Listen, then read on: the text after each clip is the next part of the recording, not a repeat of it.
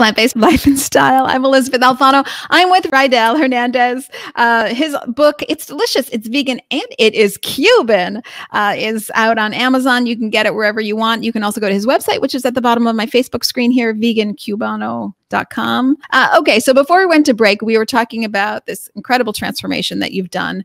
But of course, you grew up a meat eater. In fact, you really relied on it as part of your deep Cuban heritage. So for those meat eaters out there who are just thinking, I don't know if I can do it, you know, help me through, what are your top 5 tips to start working out the meat and bringing in the plants for your health? It doesn't have to be an all or none thing. Okay. I think, and I think most people would agree, do it gradually. It's almost like running, right? You don't run 6 miles your first time. You run, you know, a half a mile or whatever, 100 yards, and you build and you build and you build and you get used to it. It's the same thing. Maybe you pick a day of the week that's, you know, I wouldn't even say vegan, vegetarian day. So you start gradually working your way out of it.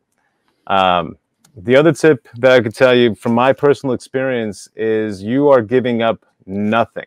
Yeah. You don't have to give up a thing. There's meat substitutes out there. If you want a hamburger, you can eat a plant-based hamburger. I've lost my taste for meats. Anything that's flavored like meat, I don't really care for it that much anymore. But I mean, you know, we live in a world now where you can go to Burger King and have the Impossible Burger. You know, that's another thing. Like you're not giving up anything. There's no sacrifice. The other tip I would tell you is, this is a big one, and it's hard for people to really wrap their heads around this. You're brainwashed.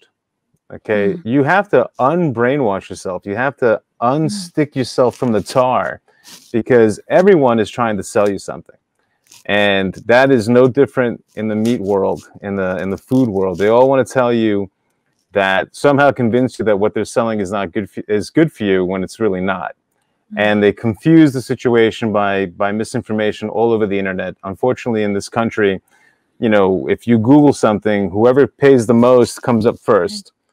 And that's not necessarily the best thing, because they're trying to sell you something that isn't true. Another tip, you have to self-research. You can't take it from me.